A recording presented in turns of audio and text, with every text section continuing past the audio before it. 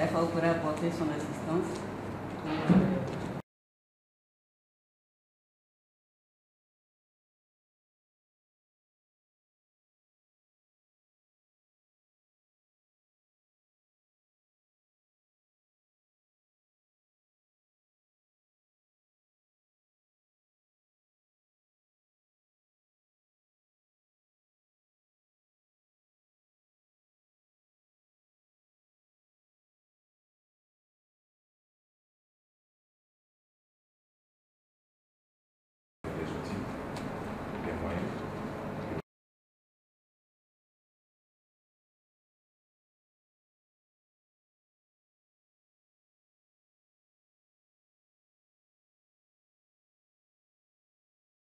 D'abord, permettez-moi de remercier Monsieur le ministre pour le nom qu'il nous fait en voulant se déplacer personnellement pour venir assister avec nous à une séance de travail, malgré son emploi de temps très chargé, malgré le fait qu'il est des cadres et des experts très expérimentés au niveau du département, il a tenu à être là lui-même. Cela montre à quel point la charge de la mission qui lui revient, qui est celui de réinsérer les jeunes, lui tient vraiment à cœur.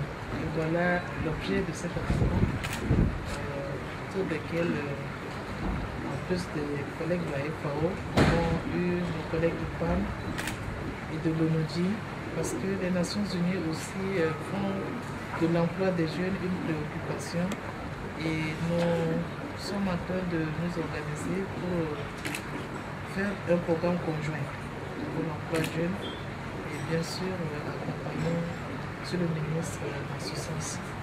Nous avons réfléchi sur les opportunités, les possibilités, par exemple, d'utiliser certains créneaux qui existaient pour le fonds commun, le produit de base. Nous avons aussi parlé d'une nouvelle initiative que l'Union africaine, avec les différents pays membres, ont lancée sur l'agro-business et l'agro-industrie. Et nous pensons que c'est une très bonne opportunité parce que si aujourd'hui nous demandons aux jeunes de retourner à la terre, nous devons voir quels sont les moyens qu'on devait mettre à leur disposition parce qu'un jeune retourner à la terre avec la roue, ça va être très difficile.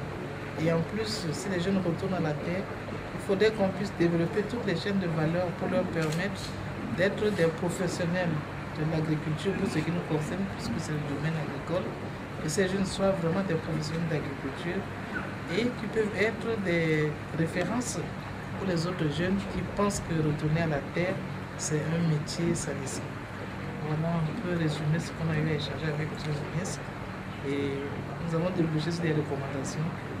Bon, nos collaborateurs vont se mettre au travail, produire des dossiers. Le ministre nous a informé qu'il avait déjà élaboré, finalisé le plan d'action, la stratégie nationale de la jeunesse.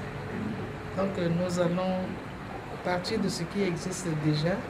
Nous avons aussi les références actuelles qui est le PND et nous verrons comment essayer de soutirer quelques points prioritaires pour en faire un programme de travail. Étant donné que les bailleurs sont en Côte d'Ivoire pour le peuple de Côte d'Ivoire, nous avions sollicité et obtenu auprès de Madame cette séance de travail qui permet aujourd'hui au ministère d'avancer d'un pas s'agissant surtout des financements des différents projets, des programmes dédiés à la jeunesse.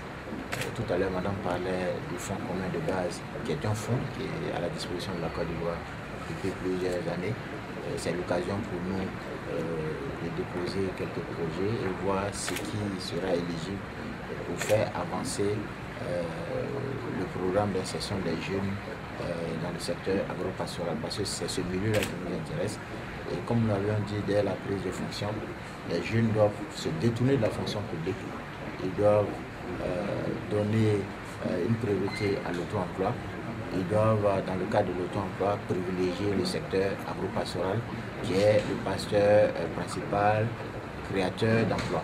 C'est ce travail que nous avons fait et il y aura d'autres séances de travail avec nos collaborateurs pour faire avancer les choses. Il est clair que la Côte d'Ivoire dispose de fonds pour les jeunes, les financements se feront, mais on ne demande pas aux jeunes de se présenter ici pour venir avec des projets. C'est des projets d'ensemble c'est des fonds à mobiliser. Tant que les fonds sont mobilisés, et ils permettront de créer l'emploi là où il faut le créer.